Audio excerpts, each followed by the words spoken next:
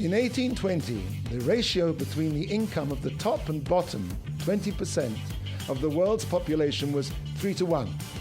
By 1991, it was 86 to 1. A study by the World Institute for Development Economics Research at United Nations University reports that the richest 1% of adults alone owned 40% of global assets in the year 2000. And the 3 richest people in the world possessed more financial assets than the lowest 48 nations combined. Never in the field of human history has so much been owned by so few. The problem is for the mega-rich is, what do you do with all that money?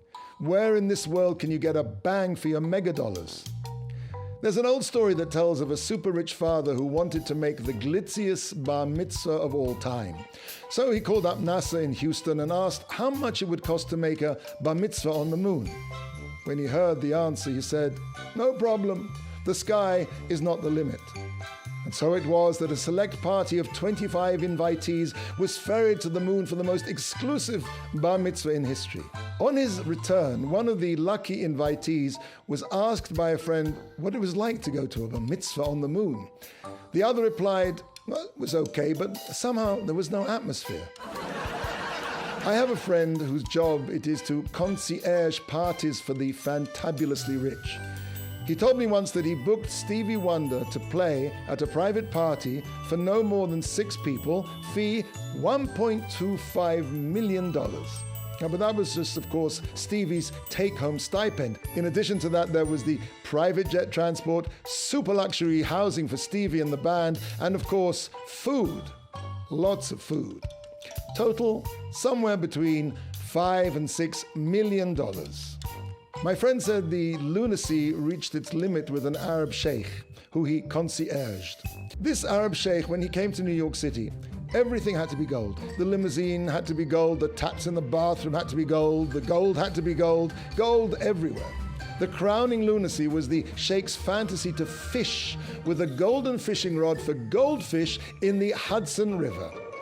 Now, I'm not sure the last time a goldfish was sighted in the murky Hudson, but it was probably when little Jimmy got fed up with his prize that he won at the fair and flushed it down the toilet.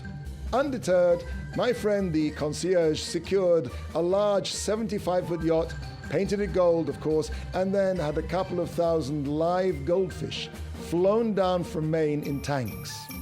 As the yacht made its stately progress up the fetid waters of the Hudson, a team of scuba divers swimming underneath the yacht released the little fishes. It seems that madness has no limits, and the more money you have, the madder you become. In this week's Parshat, it starts, "And Korach took."